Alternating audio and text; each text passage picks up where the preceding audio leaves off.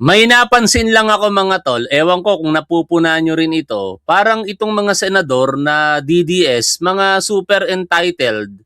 Akalain mo si Senator Bato de la Rosa nung malaya pa po ito, ayaw po nitong matatanong, nagagalit, naiinis kapag ka tinatanong po ng media. Eto namang si Robin Padilla, ayaw nang nasisigawan. Natandaan ninyo nung nasigawan siya nitong si Senator Kiko Pangilinan, napagtaasan ng boses. Aba, hindi makamove on hanggang ngayon, gustong kasuhan sa Ethics Committee si Senator Kiko Pangilinan. At yung pinaka-star of the day yesterday hanggang ngayon, bilang best actress na si Senator Pia Cayetano, aba gustong kakamustahin, no?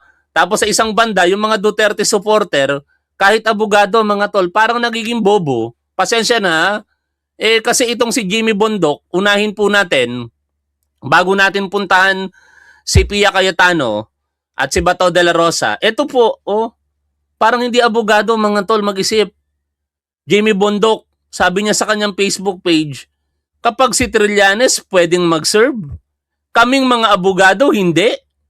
Matagal ko na pong sinasabi pagdating sa foreign, unrecognized warrants, wala pang batas o applicable rules, kaya nagkakagulo. Pag nagpresenta si Trillanes, mag-sheriff, payag kayo? Pag kami, bawal? Anak ng teting naman yan. Parang hindi abogado mag-argumento itong si Jimmy Bondok. Grabe. Sa bagay, kapapasa lang kasi nito sa bar examination, mga tol, kamakailan no? Mga ilang taon nang nakakalipas. Kaya hindi pa ganun talaga kalawak ang kaalaman po nito pagdating po sa actual trial. Nakadalasan, yung mga magagaling na mga abogado ang nakaka-perfect talaga dyan. Katulad po nitong si Fiscal EJ. As prosecutor, kabisadong-kabisado niya yan. Kaya bilang tugon, dito po sa kabubuhan ni Attorney Jimmy Bondok, basahin po natin ang pahayag ni Fiscal EJ. Hindi siya foreign, unrecognized warrant. It is an ICC warrant issued by the International Criminal Court acting under its claimed jurisdiction over the case. Whether people agree or disagree with the ICC is a separate issue. Jimmy Bondok, wag mong sabihin na hindi ito recognized warrant, na hindi ito o na ikokonsidera mo lamang itong foreign warrant. Alam mo kung ikaw nakikinig talaga sa mga magagaling na abogado at hindi mo pinapairal yung pagiging DDS mo, madali lang paniwalayan ng sarili mo na meron pong international warrant at yun ini-issue ng isang international tribunal. In this case, ang International Criminal Court. Hindi rin accurate na sabihin walang rules. Kaya pwedeng imbentuhin na lang ang paraan ng implementation, sabi ni Fiscal EJ. May applicable rules po on arrest. Estudyante nga lang alam ito Criminology student nga lang alam ito mga tol. No? Nung ako po'y nagtuturo pa sa College of Criminology at pag nagkakakwentuhan kami ng mga talagang nagtuturo ng criminal law and jurisprudence na mga abogado, from time to time nagtuturo din ako, isa sa mga nire-required namin sa mga estudyante namin yung familiarity of the rules on arrest. Kaya pagka may time, graded recitation tayo next week ganyan yung mga banat namin. At simple lang, i-memorize nyo lang yung Rule 113. Pag na-memorize nyo yung Rule 113, ang assumption, alam nyo yung minemorize ninyo. Ang gagaling ng mga estudyante. Arrest is the taking of person in custody in order for him to answer for a commission on offense, something like that, no? Talagang word by word masasabi po nila yon. Pero itong si Jimmy Bondok, mukhang hindi po alam yung Rule 113 ng Rules of Criminal Procedure na turingang abogado. Ang warrant of arrest is implemented by arresting the accused and taking him into custody. Walang provision doon na pwedeng i-receive ng abogado on behalf of the accused as substitute for actual arrest. At misleading yung Trillanes analogy. No? Hindi naman si Trillanes ang nag-serve ng warrant, kundi ang NBI. Nagpunta lang si Trillanes doon to answer Bato's public challenge. Mali rin yung comparison sa sheriff. a sheriff implements writs and court processes involving property, etc. Property ang kinukuha ng sheriff, hindi bato, ay, tao. Kaya ka nasasabihan, kaya mo tuloy na re-reactionan si Sesdrelo ng do not ridicule us, ma'am. Hindi, kasi katawa-tawa ka naman, Jimmy Bondok. Diba? Hindi ka nire-ridicule ng Sesdrelo, pero katawa-tawa ka talaga. Biruin mo, ako, criminologist lang. Pero pinagtatawanan kita, abogado ka. Kasi kahit mag-argumento tayo dito, kahit mag-debate tayo dito, sasabihin ko sa iyo, Jimmy Bondok, kung ang usapin sa arrest, at yan ang paninindigan mo, hindi ka uubra sa akin. Kung ito lang ang pagdidebatehan natin, siyempre, abogado ka, malawak ang kaalaman mo sa batas, kaya kung ibang aspeto ng batas, hindi ako uubra sa iyo. Pero kung ito lang, yung arrest, yung pinagpipilitan mong pwede kayong mag-serve ng warrant of arrest, lalamunin kita ng buo dito, Jimmy Bondok. By the way, hinahamon mo ng debate si Attorney Reyes del Rosario, maisingit natin ito mga tol. Ito ka na naman may pahamon-hamon ka pa ng debate kay Attorney Reyes del Rosario, tapos pag pinalagang ka, di ka naman nagpapakita. Eto, pinost po ni Attorney Reyes kanina. Yan 1 year apart, noon nagamon ka. June 2025, niyaya mo si Attorney Reyes del Rosario para sa isang live face-to-face debate. Pero syempre, hindi 'yon nangyari kasi nasa Mindanao si Attorney Reyes del Rosario. Ikaw nandito ka sa Manila, agad-agaran mong yayayain ng debate. Tapos ngayon, hinahamon mo na naman siya. Eto, nag-post ka kay Attorney Reyes del Rosario. Hi Attorney, FB Live tayo, friendly debate mamayang gabi po siguro. Abangan namin yan mamayang gabi Kung masasayo si Attorney Reyes del Rosario, abangan namin yan. At pretty sure ako, Attorney Jimmy Bondok, hindi ka uubra kay Attorney Reyes kasi wala kang paghuhugutang tama, no? Kung ang mga estudyante, kahit criminology student lang, tatalunin ka sa debate na ito, kung ang usapin mo ay pwedeng mag-issue, pwedeng mag-implement ng warrant of arrest ang abogado. Anyway, punta tayo dito po sa Star of the Day and Yesterday. Ito po, si Senator Pia Cayetano. Instead na makakuha po ito ng simpatya, 2 beses na nga po natin tong topic kanina, pero isingit pa rin natin ang bahagya ngayon, hindi po siya nakakuha ng simpatya sa publiko. Bagkus, katakot-takot po na kritisismo ang inaabot niya ngayon to the extent na hinahalongkat na. May mga naniniwala sa kanya. Sabi, for decade or almost 2 decade, maganda daw ang itinatag na pangalan ni Pia Cayetano. Siya po ay talagang naninindigan, partikular para sa karapatan ng mga kababaihan, pero sinira niya lamang sa isang iglap. At hindi natin sila masisisi. Judas to Kasama po ito sa 13 Judas. Tapos hindi niya matanggap na naghahanap ng pananagutan si Senator Risa Ontiveros at mukhang mahina yata ang kanyang comprehension sa pakikinig, kaya na misinterpret niya yung sinasabi ni Senator Risa Ontiveros, abogada pa naman. Pero baka nga kasi totoo yung kasabihan na when emotions are high, intelligence is low. Kaya kahit abogada, bumababaw yung pangunawa. Biruin mo, hindi personal feelings ang sinasabi ni Senator Risa Ontiveros. Hindi ikaw ang inaatake niya, kung hindi yung kawalan ng aksyon ng leadership ng Senado. Tapos ganito sasabihin mo. Kaya pati tuloy si Senator Erwin Tulfo nagsalita na.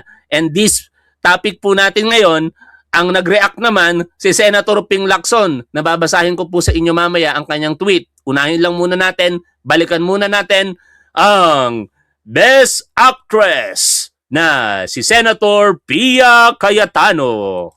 But I just want to make this quick statement. Parang walang nangyari. Yan po ang statement ng ating butihing Senadora Risa Hontiveros. Siguro po para sa inyong mga wala dito. Pero para sa amin na nandito, napakaraming nangyari. Takot na takot po ako na kailangan ko na magpaalam sa mga anak ko. At yung staff ko, 2 pintuan ang pagitan ko sa putukan. Yung staff ko nag-declare na 20 years lang sa akin. siya sa labas. Siya sa traffic magsan. Kinanta niya sa akin, hindi na tumatakbo siya. Saan siya pupunta? Kaya para sabihin niyo, walang nangyari.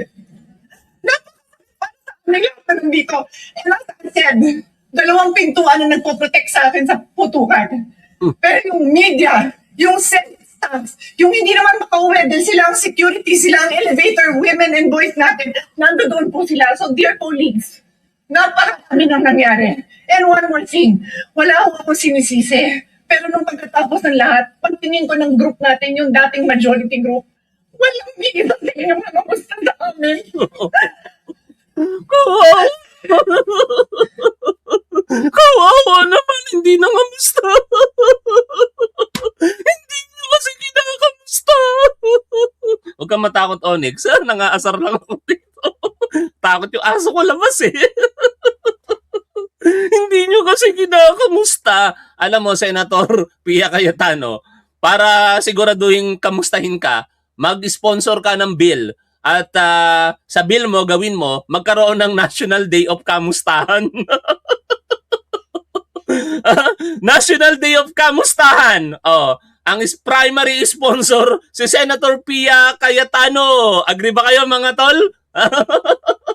Agree ba kayo na magkaroon ng National Day of Kamustahan at ang magi-sponsor si Senator Pia Cayetano? Anak ng teteng na yan. Naalala ko tuloy, dati-rate, ang pagkakamusta personal. Oy, kamusta ka na, kaibigan? Kamusta ka na? Ganito, no? Tapos pagka malayo sa isa't isa, ang kamustahan through letter, no? Magkapadala ng letter, kamusta ka na? Tapos naging uso ang internet, nagkaroon na ng online kamustahan. Pero ngayon, level up na. Kasi yung kamustahan, legislative statement na. Anak ng teteng na yan, yung kamustahan, legislative statement na. Hay, nako, kaya ito tuloy ang sabi ni Undersecretary Claire Castro. Unahin po natin ito. Pakinggan natin ito. Ang lakas din mga sabi nitong si Jose Claire eh. Ay, sandali. Nawala ang audio. Ulitin natin, ha? Ulitin natin. Hindi naman kayo nangamusta. Okay na, kamusta? Takot ako.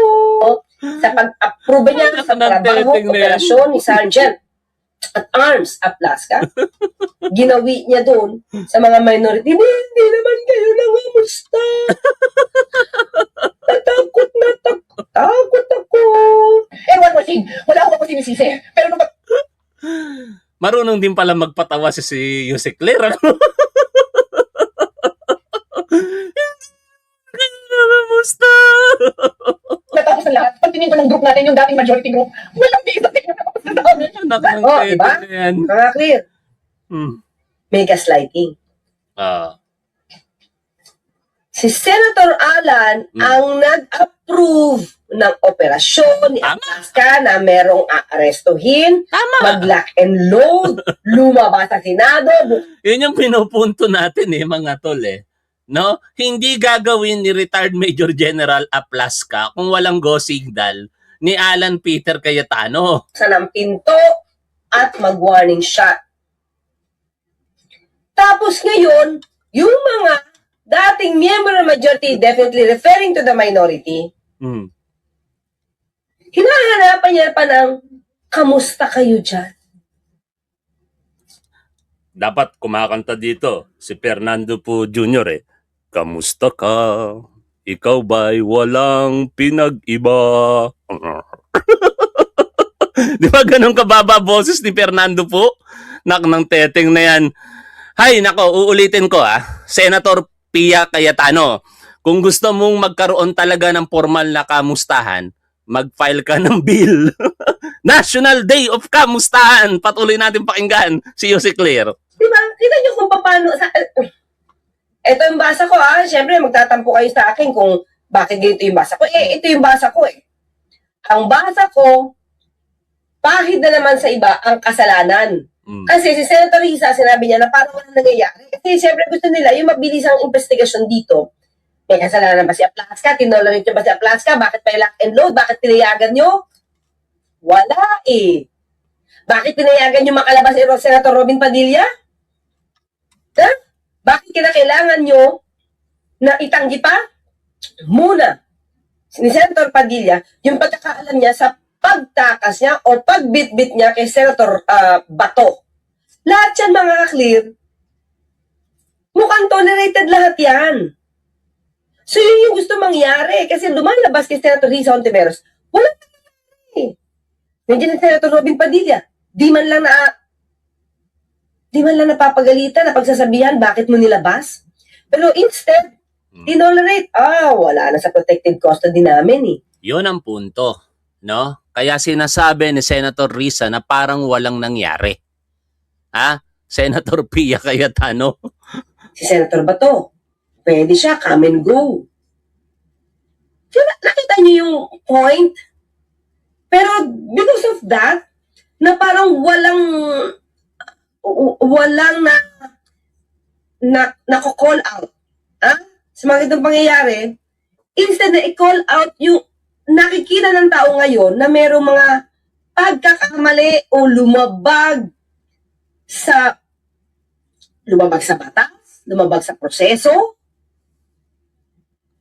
Ang ituturo ngayon nila, ang sisi nila, yung minority ngayon. Teka lang, masyado ka naman seryoso. Yusik Clear, balikan nga natin yung kanina. Balikan natin to. Mas maganda to, masaya eh. Hindi naman.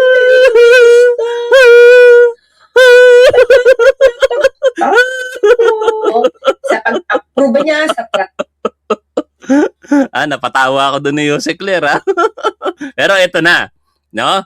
Mas matatawa kayo dito kay Father. We. O, tayo, we. Senator Pia Cayetano, we. ito. Panoorin nyo ito, mga tol. Wala na namang audio. Ulitin natin. Bakit ganun tong computer ko? No? Yung sinasabi yung senador na nawala ng ilang buwan, biglang sumulpot, wala daw yung kinalaman sa botohan. We. Yung sinasabing under attack ang Senado, pero ang nagpaputok ng mas marami pang rounds ay yung kanilang mismong tao. Tapos hindi agad in-evacuate yung lugar. We. Nagkwentuhan, nagkatawanan pa. Nag-Facebook live. We. Yung sinasabing yung senador ay nakatakas, Ay, naku. nakakita. We. Yung We. Anak ng tete niyan. Siya ako ngayon, ha? Natatawa kasi ako dito sa pinag-uusapan natin, mga tol, eh. Pero ito, seryoso ito. Ha? Ito po pahayag ni Senator Ping Lacson. Quote of the day. Tinweet niya sa X. Wala man lang nangamusta sa amin. We. Paano mo ba naman kakamustahin ang mga masasayang nagkakainan, nagkakape, at naka-FB live pa para pagbintangan ng minority bloc na may alam daw sa putukan ng baril sa Senado? Pahayag po yan ni Senator Ping Lacson. Boom! We! Ha? Pero ito kasi talaga ang punot dulo ng lahat, mga tol, eh. No? Si Bato de la Rosa. Siya ang punot dulo ng kaguluhan sa Senado. At bakit siya nagbalik sa Senado? Ang dahilan, si Alan Peter Cayetano and probably si Pia Cayetano. Kasi inamin nitong si Bato de la Rosa ng kausap niya, si Alan Peter Cayetano eh. Kaya siya bumalik doon para makuha nila yung bilang para sa impeachment ni Sara Duterte. Inamin niya sa report sa interview sa kanya ni Jessica Soho, di ba? No? At bakit natin sinasabing may kinalaman si Pia Cayetano dito? Dahil yung sinakyan na ban ni Bato de la Rosa ayon sa pag-amin mismo ni Alan Peter Cayetano ay kay Pia Cayetano. Imposible naman gagamitin mo yung ban nang hindi mo ipapaalam sa may-ari kahit kapatid yan. Ako nga, yung kotse ng kapatid ko, kada gagamitin ko, alam niya eh. Di ba? Kaya mahirap mong pabulaanan yon, Pia Cayetano, na hindi mo alam yung sitwasyon. Kung meron mang dapat sisihin dito, kapatid mo at ikaw din. Kung hindi nyo tinolerate si Bato de la Rosa, hindi nyo siya sinikap na mapunta sa Senado nung May 11, wala sanang naging putukan nung May 13. Kasi bakit? Dapat i-implement na yung warrant of arrest. Pinigil lang nga muna. dahil merong pong nilabas na desisyon ng Korte Suprema na 72 hours binibigyan ng pagkakataon ang bawat parties. Pero ngayon, wala na yon. Ha? Sinabi ng Korte Suprema kahapon, dininay nila yung temporary restraining order na nire-request ni Bato de la Rosa.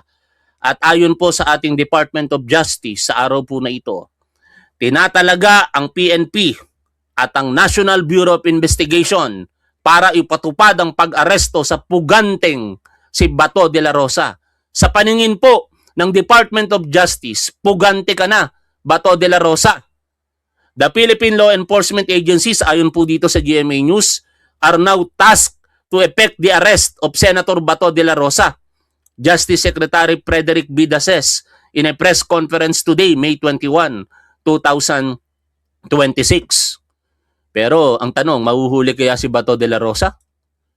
Oh, may mga pahayag pa rito, no?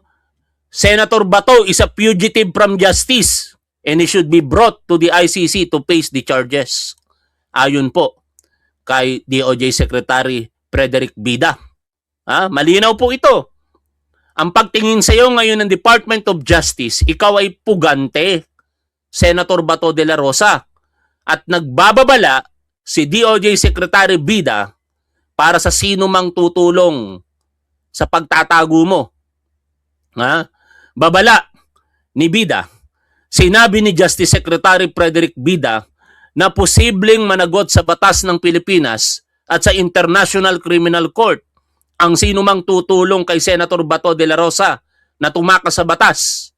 Kasunod ito ng utos ng Department of Justice sa Philippine National Police at National Bureau of Investigation na arestuhin na ang senador sa bisa ng ICC arrest warrant. Those who might be aiding or abetting or helping Senator Bato evade the law, there are consequences. At sana unahin nyo, Secretary Bida, si Senator Robin Padilla. Grabe, inamin na rin mismo ni Senator Robin Padilla kahapon sa ambush interview sa kanya sa Senate. Hindi niya ikinaila na tinulungan niya si Bato de la Rosa. Anong tawag po doon? 'Di ba? Obstruction of justice po 'yon. Kaya sana turuan niyo po ng leksyon ang senador na si Robin Padilla. Siyempre, nag-react na rin ang DILG kaugnay po nito. Wala na sanang tapik-tapik sa balikat kanan, sa kanang balikat. Wala na sana Secretary John Vic Remulla. Sabi po ng balita mula sa GMA News, the DILG will adhere to its mandate. If the lawful authorities have given validity to the warrant, then we will comply and enforce. Sana hindi lang po sa salita yan. Secretary John Vic, ang dami mo nang sinabi na hindi naman nangyayari. Kay Bantag, kay Atong Ang, kay Harry Roque, kay Saldico, ito po kay Bato de la Rosa. Natatambakan ka na. Ang PNP po natin, nagpahayag na rin po. Sabi po ng PNP, the Philippine National Police takes note of the directive issued by the Department of Justice directing the Philippine National Police and the National Bureau of Investigation to effect the warrant of arrest against Senator Ronald Bato de la Rosa. Kinikilala ng PNP ang kautusan ng DOJ sa PNP at sa NBI para ipatupad ang warrant of arrest laban kay Senator Bato de la Rosa. The PNP respects the processes of the judicial or justice system and recognizes the authority of competent government agencies in the implementation of lawful orders. As a law enforcement agency, the PNP shall perform its mandate in accordance with existing laws, due process, and established operational procedures. The PNP likewise assures the public that all actions undertaken shall remain impartial, professional, and within the bounds of the law, with full respect for the constitutional rights of all parties concerned.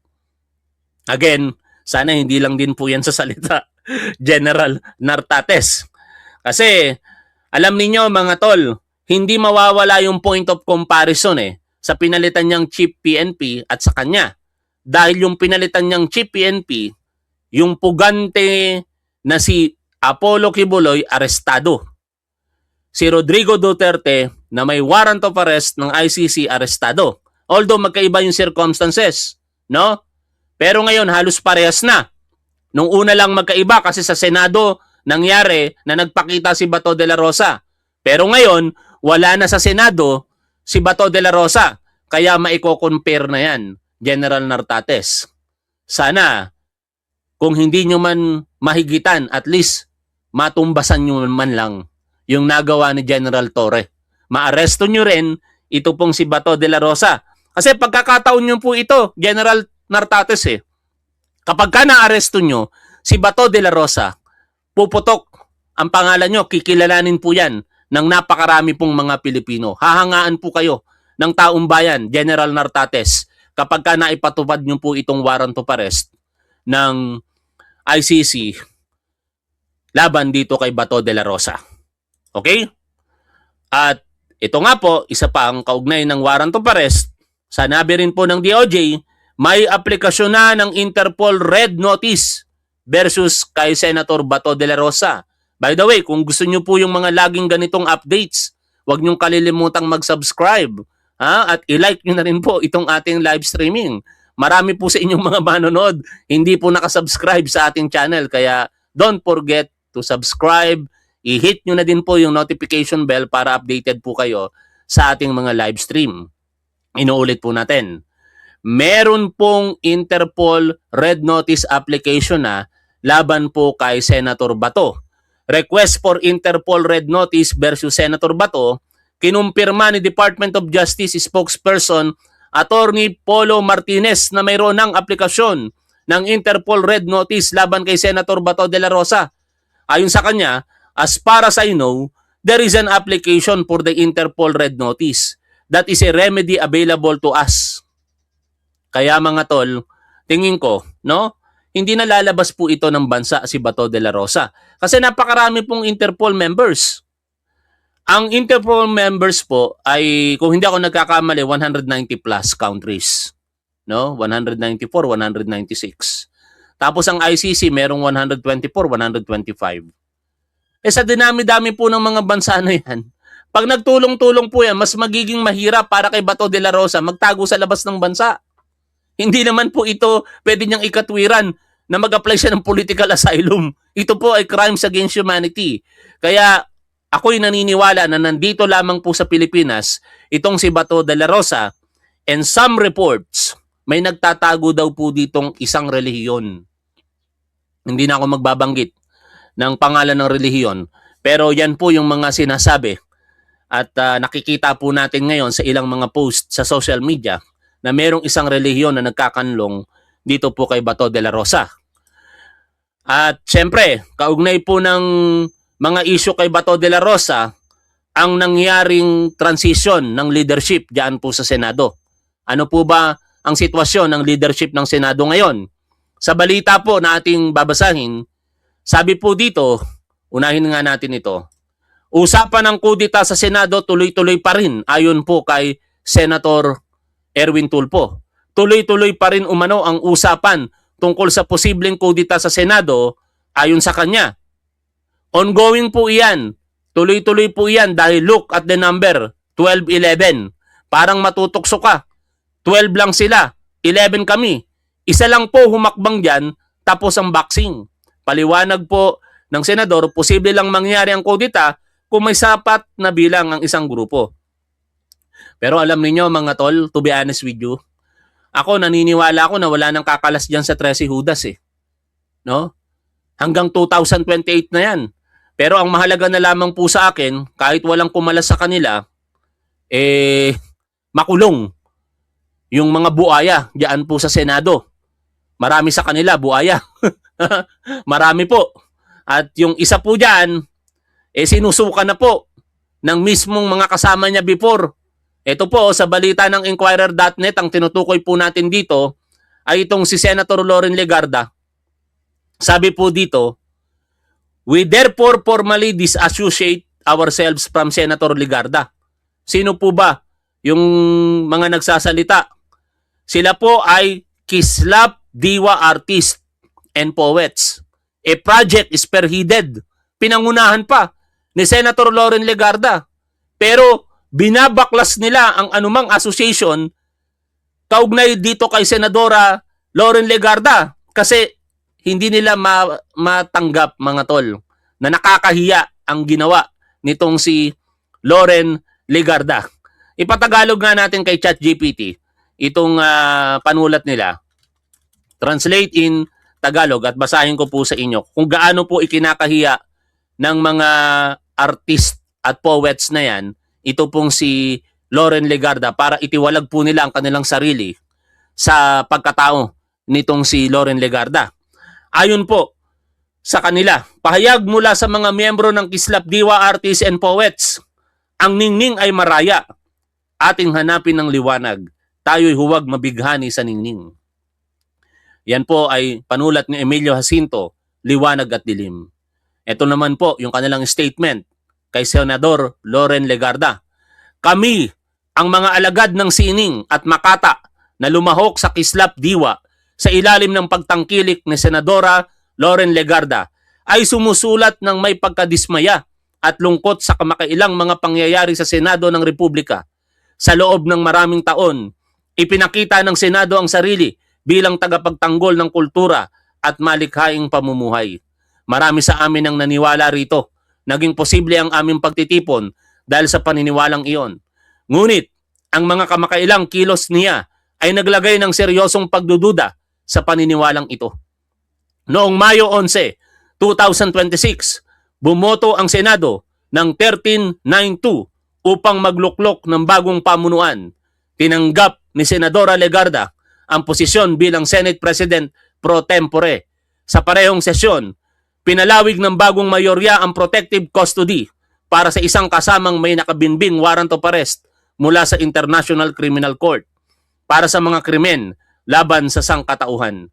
Nangyari ito kasabay ng pagpapadala ng Kamara ng mga kinatawan ng ikalawang articles of impeachment laban sa Vice Presidente. Noong Mayo 12, tumanggi ang senadora na magbigay ng pahayag tungkol sa kanyang boto. Noong Mayo 13, ang putukan sa loob ng gusali ng Senado ay nagpakita ng nakakabahalang antas kung hanggang saan na kompromiso ang integridad ng institusyon para sa kapakinabangan ng politikal na interes. Ang legal na pagpapatupad ng warrant ng ICC ay usapin na dapat pagpasyahan ng mga hukuman. Kami ay nagsasalita bilang mga alagad ng sining tungkol sa kung ano ang sa amin, ang tradisyon ng paninindigan laban sa kawalan ng pananagutan at pagguho ng accountability. Ang tradisyong ito, ang pundasyon ng aming gawain, hindi namin ito pag-aari, minana namin ito at may pananagutan kami rito. Ang isang senador na gumagamit ng wika ng kultura ay ngayon ay sumama sa isang bloke na ang unang hakbang ay protektahan ng isang individual mula sa pandaigdigang hustisya. Ginawa niya ito sa katahimikan. Anuman ang kanyang dahilan, malinaw ang epekto. Ipinahiram niya ang kanyang pangalan at sa pamamagitan niya, ang bahagi rin ng sa amin sa isang Senado na piniling maging kanlungan sa halip na maging forum. Ang pagtataguyod sa sining ay hindi nasusukat sa nakaraang pagtangkilik. Nasusukat ito sa tapang na manindigan laban sa kaginawaang politikal kahit may kapalit itong halaga. Sa usaping ito, nabigo ang senadora. Sa diwa ng sinabi ni Emilio Jacinto, ating hanapin ang liwanag, tayo huwag mabighani sa ningning, kaya't formal naming inilalayo ang aming sarili kay Senadora Loren Legarda.